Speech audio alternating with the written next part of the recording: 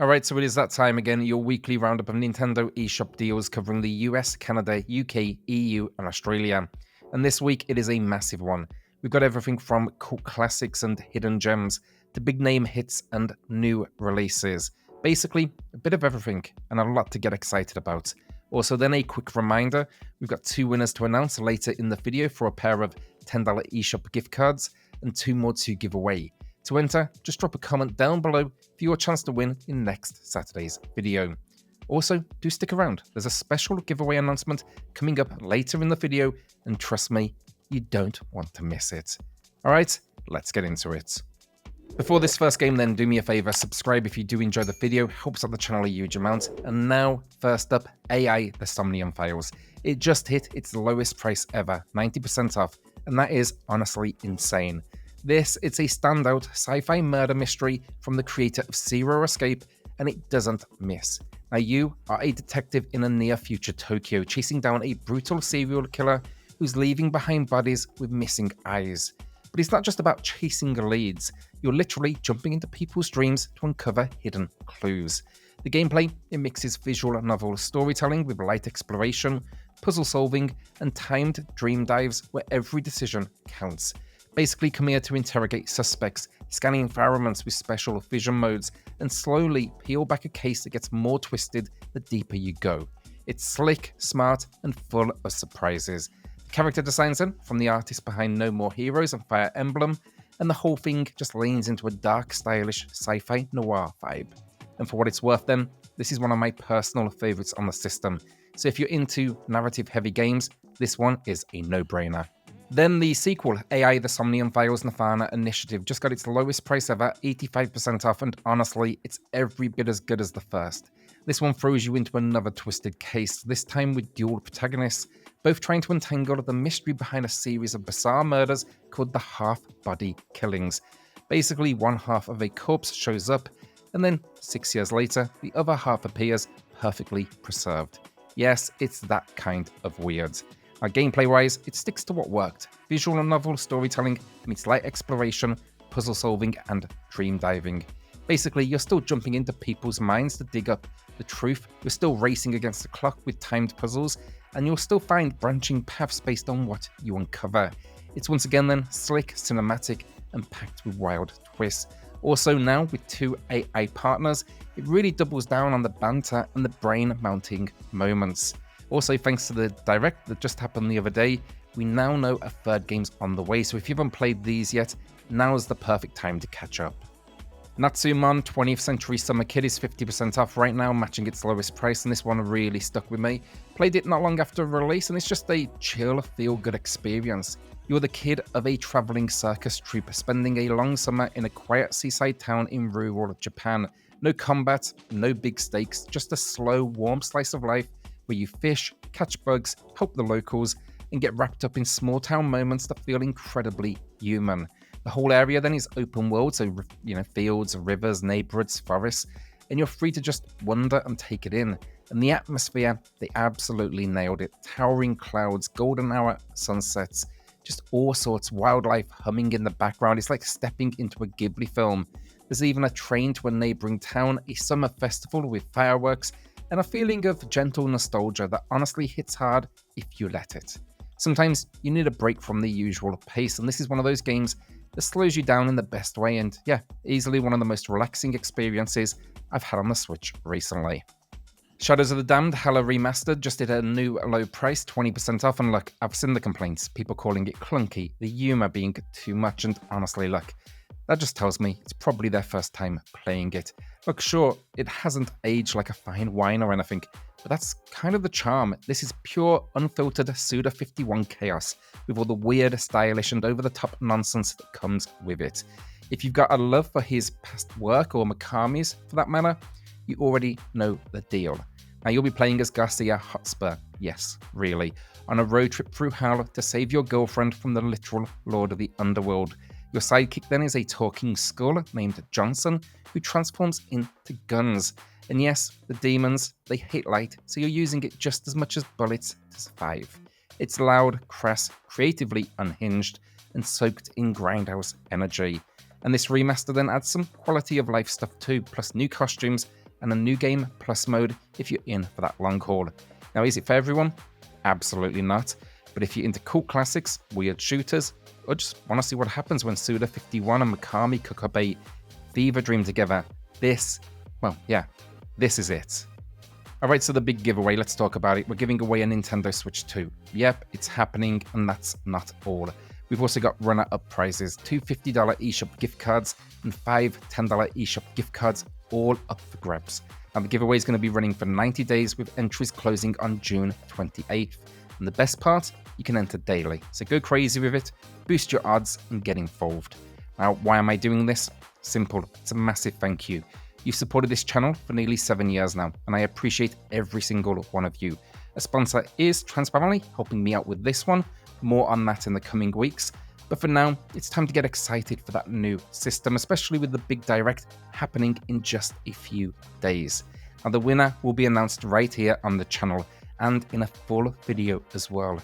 And just to be transparent, you'll be receiving a gift card equivalent to the value of the system in your local currency. I've got no interest in collecting addresses, way too personal, so keeping it simple. Also, you don't even need to put your full name. Your YouTube handle is totally fine. And look, make sure you're subscribed so you're the first to find out if you've won. Also, what do you get in return for that subscription? Well, once the Switch 2 drops, you can expect tons of content coming right here on SwitchCorner. So reviews, roundups, deep dives. I cannot wait to cover this next generation with you all. So yeah, look, link to enter is down below in the video description, as well as the pinned comment, and good luck. Tomb Raider 1-6 Remastered is a lovely little bundle, and at 40% off a new low price, it's kind of a steal if you've got a soft spot for this era. Now, you're getting all 6 of the original games, plus 3 expansions with updated visuals and modernized controls. And yes, let's not sugarcoat it, these games haven't aged gracefully. Even with the quality of life tweaks, they still feel clunky. Lara moves like she's steering a tank in a museum. But once your brain kind of resets to that 90s rhythm, it clicks. There's a charm in the precision and the trial and error puzzle platforming you just don't get anymore.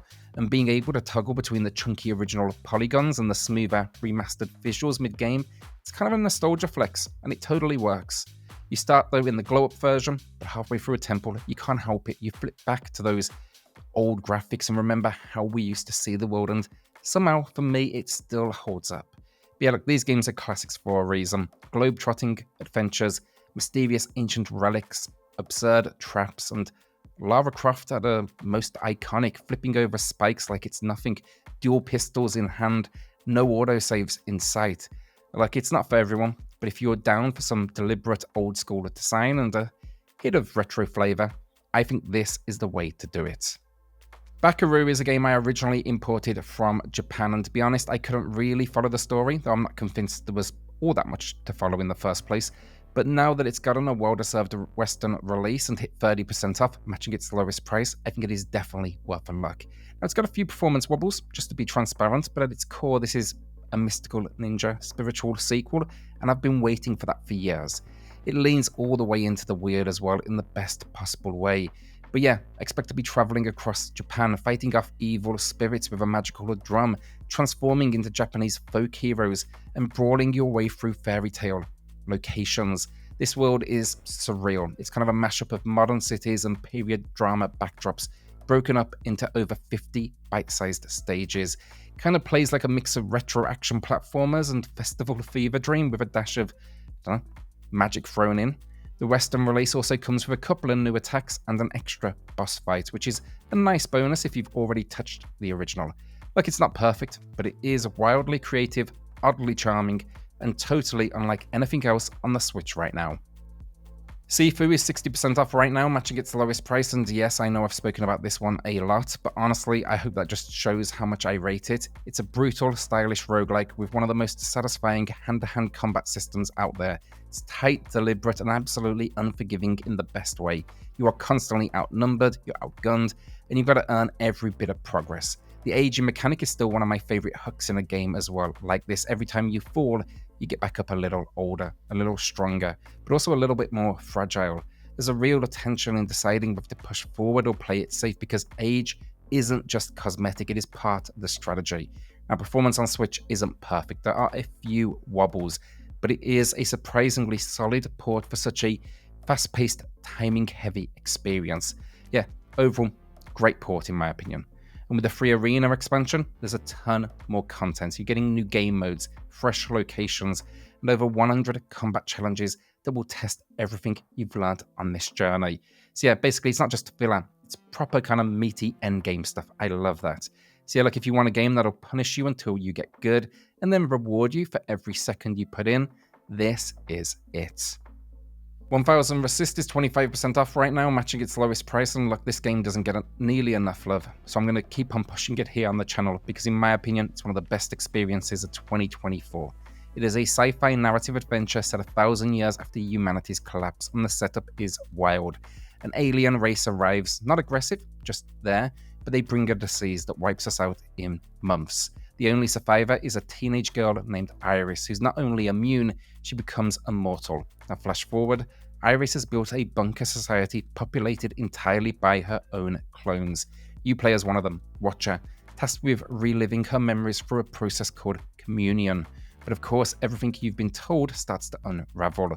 What makes this game so special isn't just the world building, it's how it tells the story. It shifts between third-person exploration, visual and novel moments, and first-person introspection, constantly flipping your perspective, both literally and thematically.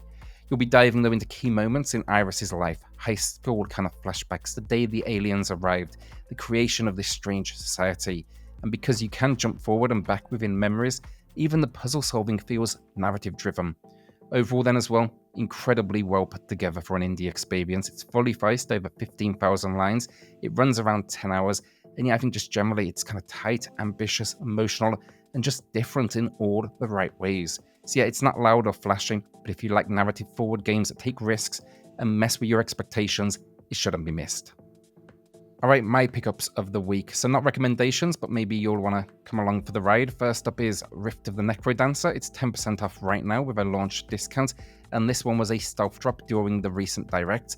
I've actually been waiting on it for a while. It's a spin-off of Crypt of the NecroDancer, but this one trades the dungeon crawling for side-scrolling rhythm combat. You're still cadence, and you're still fighting to the beat, but now it's all about learning enemy patterns in a lane-based rhythm system. Think musical bullet hell.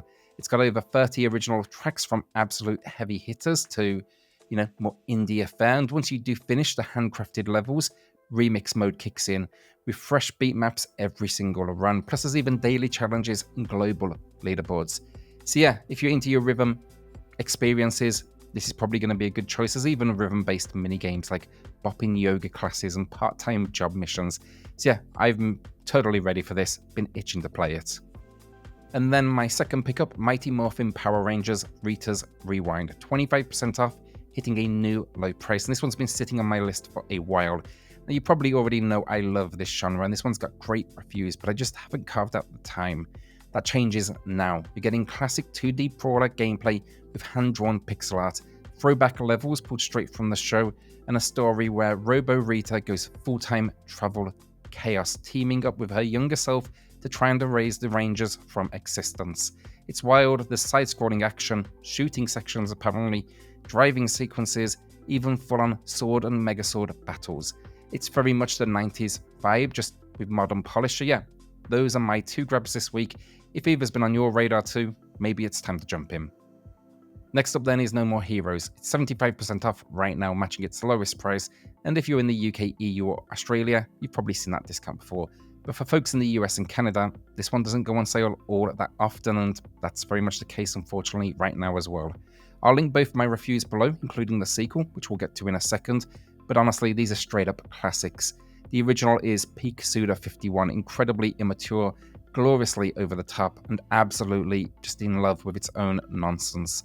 Now you are Travis Touchdown, an anime-obsessed loser with a beam katana and a dream to climb the United Assassins Association ranks and become #1. It's part hack and slash, part fever dream, and yeah, you'll ride your janky motorbike through the streets of Santa Destroy, you'll wrestle with enemies, you'll do all sorts, you'll charge your sword by shaking your controller in a completely inappropriate way. And yeah, the whole thing just leans so hard into its style, kind of dares you not to love it. Then there is the sequel, and No More Heroes 2 Desperate Struggle. It's more the same in all the right ways. Still weird, still wild. Ditches the open world, which I'm fine with. It kind of got to be a bit of a slug in that first entry, But this time, Travis drops from rank number 1 to 51, gets pulled back into the assassin circuit, and somehow it's even more unhinged. You can dual-wield katanas, play as other characters now, and earn upgrades through retro 8-bit minigames that feel like almost lost arcade experiences. So yeah, again, look, both games pure pseudo chaos, but beneath all of that absurdity, there's kind of genuinely sharp action games here with a real sense of identity. Our winners of the week then are on screen right now. Congrats both. This is for the two $10 eShop gift cards. Email me for those codes, and everyone else, drop a comment down below for your chance in next week's video. Our penultimate game this week then is Loop Hero. It's 75% off, it's the lowest price yet. I'll link my review below, but let me just say it straight, this game is a masterpiece. It's also really hard to explain. On paper, it's a roguelike, but instead of controlling the hero directly, you're shaping the world around them, laying down terrain, enemies, buildings, and bonuses as they endlessly loop through a randomly generated path. You're basically building a world that challenges your hero just enough to grow stronger, dropping just enough monsters to farm gear, just enough terrain to power them up, and balancing it all so they don't die before the boss shows up. You unlock new character classes, new cards, perks, and brutal guardians along the way, and then everything you earn feeds into expanding your survivor camp between runs. That progression loop is incredibly satisfying, and the game just clicks once you get into that rhythm. It's part strategy, part auto-battler, part deck builder, and totally unlike anything else. There is a reason it made such a splash when it launched, and if you haven't tried Loop Hero yet, now's the time. It's one of the most inventive games in the genre. And last up then, Disc Room, 80% off, brand new, low price. It's an absolute gem. Like Loop Hero, it comes from Devolver Digital. It's also just tough as hell, really tough. So fair warning, look, if you're not down for a bit of pain, maybe skip it. But if you are into fast, brutal, arcade-style challenge, this game hits. Now, the concept's as simple as the title. You're in rooms full of giant spinning death discs, and your job is not to die. That is it, basically. Dodge the blades, survive as long as you can, move on to that next location. Rinse, repeat, die a lot, learn, die better. Now, it's set then in 2089. You are a scientist exploring a mysterious disk orbiting Jupiter, which somehow houses a constantly shifting labyrinth of slaughter rooms. Each room throws something new at you: faster disks, smarter patterns, weirder shapes, complete darkness, and every time you die, you come back stronger with these new bits of knowledge. It's got that kind of one more run energy, super slick design, and the kind of difficulty that is frustrating, but also addictive in equal measure. So yeah, that's my final pick of the week. Brutal, stylish, incredibly fun. But yeah, again, just so you know, do not expect a relaxing experience. And that is the video down. What will you be adding to the library this week? Let me know in the comments. With that then, a shout out to the patrons and the channel members who are going above and beyond to support SwitchCorner. It helps more than you know, so thank you all so much. Then hit subscribe, join us here for Switch content weekly, and I'll see you all on the next video. Cheers all.